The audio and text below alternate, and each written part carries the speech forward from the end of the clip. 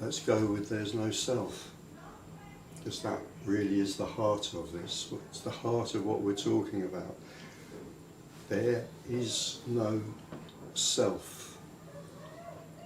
And I think a lot of confusing things are said in the area of non-duality and non-dual philosophy and so on. If we keep coming back to that, it does help maybe to clarify it a bit. This is what we're talking about. There is no self. To put it another way, there's no one sitting here. There's no one who got up this morning and came to Hampstead to attend a talk. So if there's no self and there's no one who got up this morning to come to Hampstead to attend a talk, then we might be entitled to ask, well, what the hell is there then? And what there is, the suggestion is from here, what there is simply what is happening. You may have heard the phrase or read the phrase many times around this, there is just this. There is just this. What does this mean? Whatever's happening. What does that mean? Whatever phenomena are arising. What does that mean? Well, there's the sound of a voice. A foot just moved. There's a particularly beautiful pair of boots suddenly arises. Eye flickers.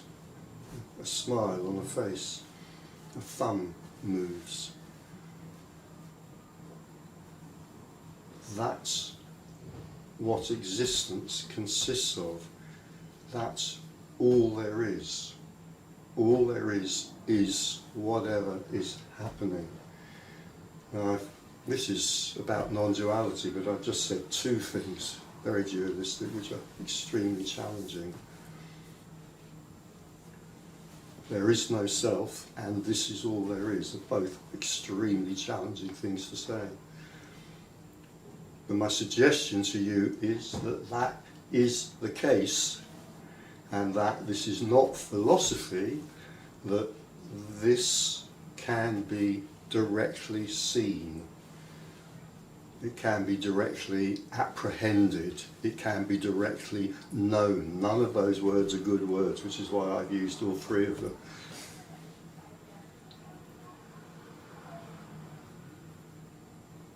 But if there's no self, and I'm saying this can be directly known, who can it be known by? By no one. What is sitting in this room is no one.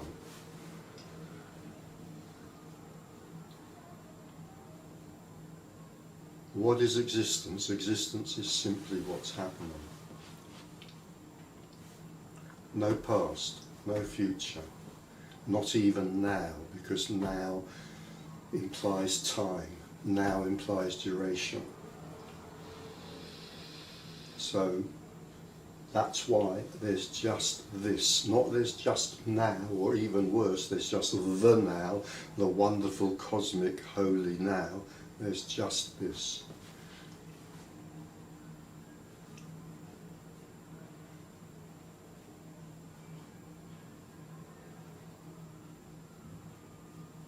And we could say in this, it's a metaphor, but we could say in this a dream arises, a dream of continuity, continuity of time, continuity of action. Memories arise in this. So there seems to be a past. Maybe thoughts, hopes and fears about something called the future arise in this. So there seems to be a future. There seems to be continuity. And yet there is just this. And in a sense what I'm saying, I am aware, is extremely challenging. Probably everybody sitting here has a memory. In other words, probably everybody sitting here has a story of having got up this morning, in a time called this morning, in a place called your home, or maybe somebody else's home, or maybe the Ritz Hotel, who knows.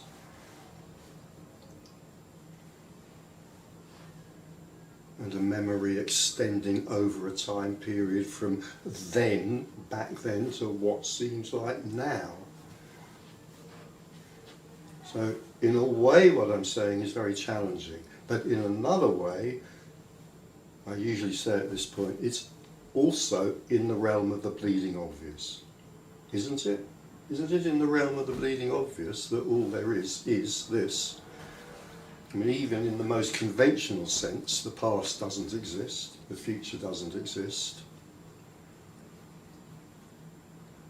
So in another sense, what I'm saying is, it's like the mind, and later on I'm probably going to go on and say the mind doesn't exist either, and we might talk about that as well. So the mind, the apparent mind, the mind which doesn't actually exist, may revolt against this and say, oh, it's nonsense, you know, I'm 57 years old, 33 years old, 108 years old, I have these memories, blah, blah, blah, blah, blah, blah, blah. So of course the mind might revolt against this, but in another sense, even to the mind, it's in the realm of the bloody obvious, isn't it, that there is just this. A second ago doesn't exist, a second into the future doesn't exist, a microsecond ago, a microsecond into the future doesn't exist. However smaller, however, it is literally just this. You could say this is like a sliver of light. Existence is like a razor edge of light. I want to say, because I'm in a slightly poetic mood, between darkness and darkness, but that's wrong as well, because it's not, it's nothing. It's not darkness, darkness is something. So this is just the sliver of existence, the sliver of light. And that's all there is.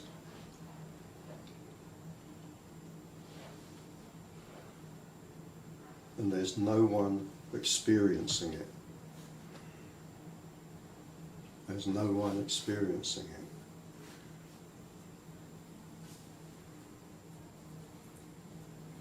There is, we could say, just experience.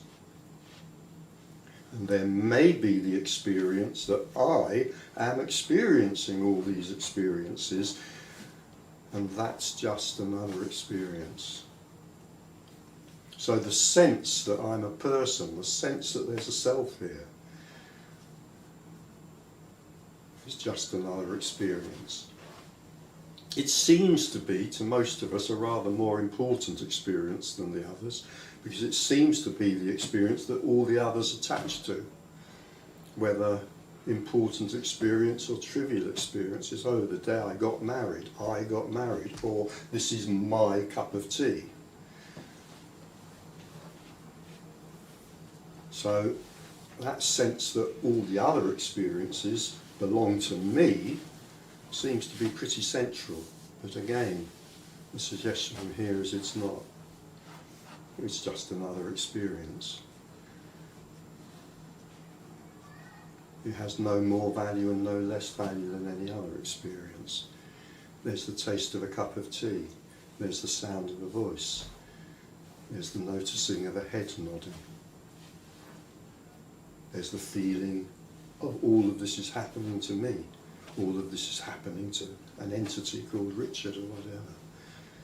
And that's just another arising. An experience arising in nothing for no one. So there's experience, but there's no experiencer. There's stuff happening, but there's no one that it's happening to.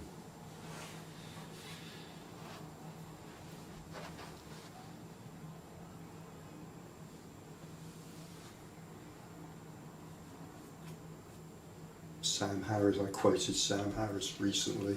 Sam Harris, in one of the ways he puts this is there is no rider on the horse. I don't know if that's original to him or not, it's just that he's the first person I came across using. There is no rider on the horse. Life is apparently happening. Sometimes life is apparently galloping, sometimes it's trotting. If you're very lucky, occasionally it's walking. There is no rider on the horse. And our sense, our common sense, or our normal sense, or our usual sense, is that there damn well is a rider on the horse. And what's more, that rider is me. And what's more, in the good times at least, I'm in control of the horse. Or at least I want to be in control of the horse. And so all this drama gets created, all the drama of being a person. It's not there when we begin. I've got a new grandchild. I'm speaking conventionally. I've got a new grandchild who's about, I don't know, about 5, I should know, shouldn't I, about 5 months old.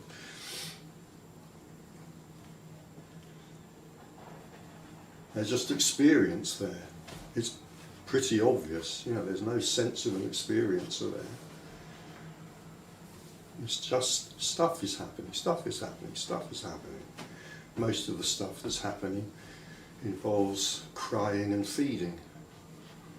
But there's clearly no sense of this stuff happening to anyone. And then as we get a little bit older, as we very well know, this other experience arises, an experience that is mysteriously different to all the other experiences, the experience that all these other experiences are happening to something, and I've used that word very, very deliberately there, to something called me. It's like a hallucination. Some people call it a hypnosis. It's like a hypnosis or a hallucination that arises for, I'm going to say, almost everybody. And we'll leave that almost for now and park it up, and we might come back to it later if we want to. But for almost everybody, this kind of hypnosis, this hallucination arises. There's a voice, there's a movement, there's a thought, there's a feeling, there's a desire.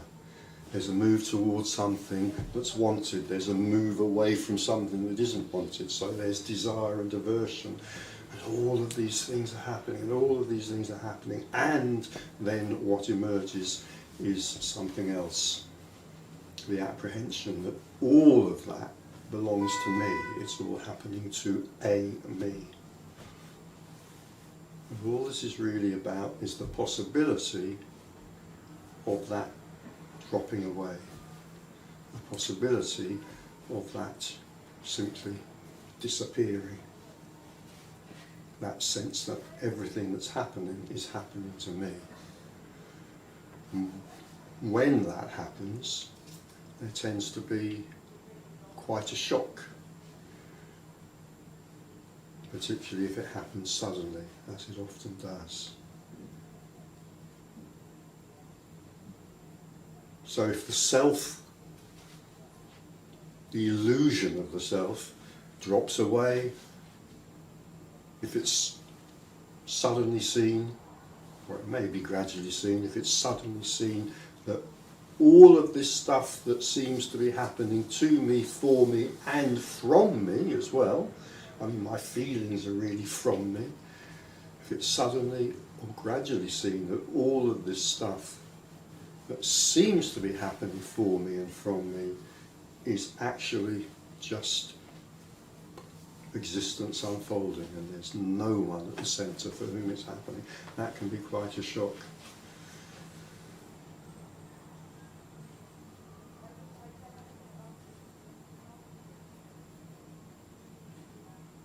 So why non-duality?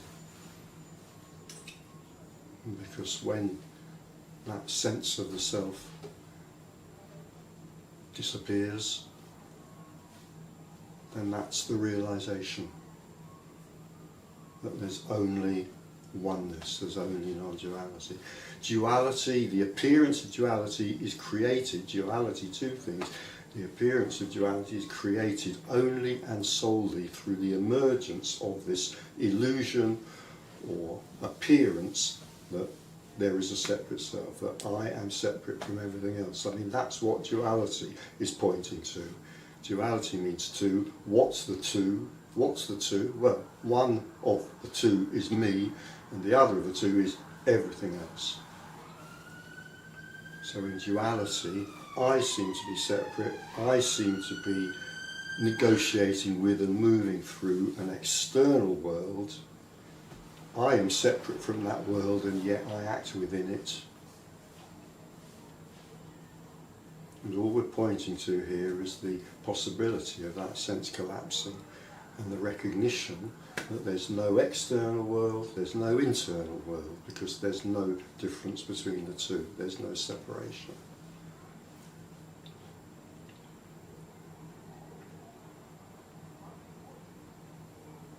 And we could say that in that, there's no rules about this, but we could say in that, at least sometimes, perhaps quite often, the result of that, time is seen through, space is seen through, meaning is seen through, story is seen through.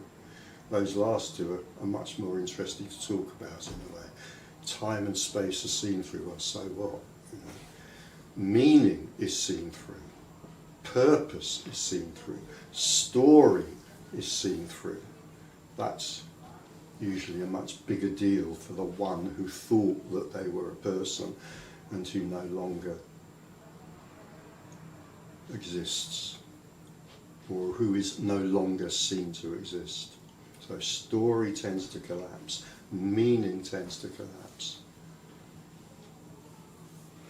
belief systems tend to collapse. What's being presented here is not a belief system, it's not a philosophy, certainly not a religion. I mean, plenty of people turn this into a religion and into a philosophy and into a belief system, and then have big fisticuffs about, you know, what's actually right and wrong within that philosophy, religion, belief system, whatever. But it's not what this is. It's just a description. It's not right, it's not wrong, it's not pointing anywhere, it's not suggesting anything for anyone to do, it's just a description of a possibility.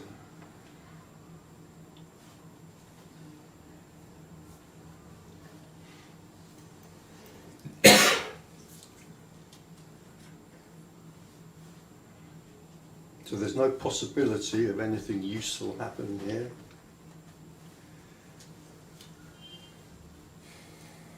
There's no possibility of salvation through grace, as there might be if we were at communion.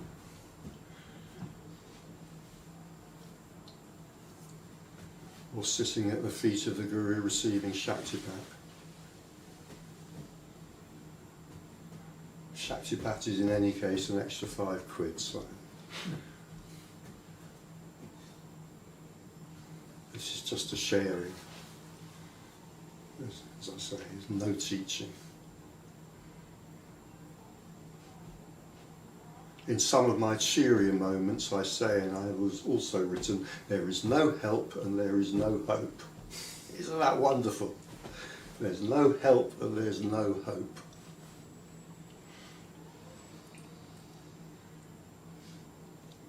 I'll just remind you of the great mantra, the great non-duality mantra.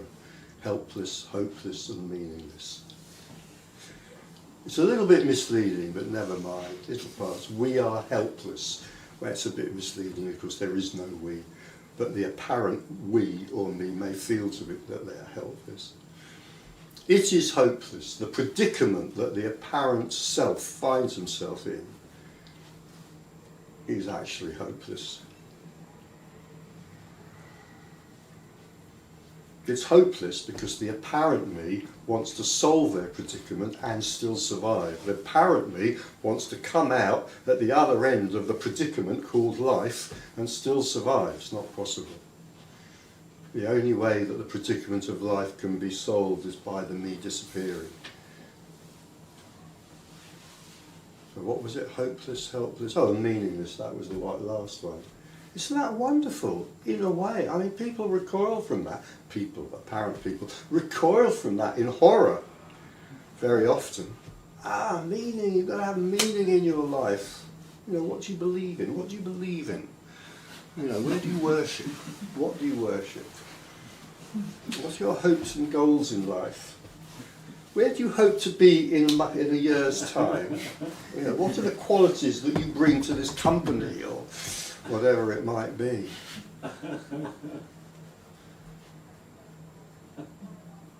It may sound absolutely awful. I have been challenged quite hard, and in ways I have not wanted to be challenged by people I have not wanted to be challenged by about non-duality. They're usually friends and acquaintances who get some sort of an idea somehow that I talk about this stuff and want to know what it's about. And in spite of my attempts to run away from those conversations as fast as I can, because they're hopeless and frustrating conversations to have, occasionally I'm pinned to the back of a wall. And then of course the objections come. And the objections are quite likely to be most about that last thing. Hopeless, helpless. Well, okay, well, maybe hopeless, you know, if you're a bit of an existentialist. Helpless, hopeless. Meaningless? Nah. What are you saying? Oh. So there's tremendous resistance to that. I sometimes describe human beings as meaning-seeking missiles. You know, it's like, what's life about? What's it about? Why am I here? Or it might be something a bit lower key than that. It's possible. The horror, the existential horror that there is no meaning. Oh my God, no, then I might as well kill myself. No, well, how about the unbelievable relief and joy that there is no meaning? Yeah, maybe. At least hold that as a possibility. The unbelievable relief and joy. There's no meaning. God, I don't have to do all that fucking stuff. Well, I learnt to do as a kid. Oh God, how wonderful. But on the other hand, if I enjoy doing all that fucking stuff, I can still do it. It's not like I have to give it up. You know, I can still go to Holy Communion if I like the taste of the wine and the crispness of the biscuit. I don't have to give it up, but at least all the neurosis about meaning may fall away.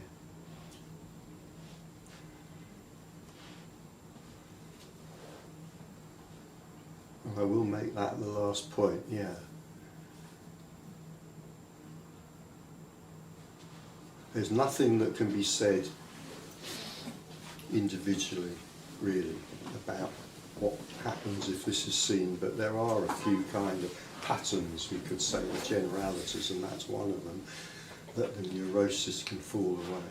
So much of the neurosis revolves around, what am I doing here, why am I here, what's life about, blah, blah, blah, blah, blah. You know, well, you're not here, you're not doing anything, and life isn't about anything, so what's there to be neurotic about? So the neurosis can fall away. I think the fact that we're meeting in a psychoanalytic institute makes it a fitting place to stop this introductory talk on the topic of neurosis. So I'll stop there.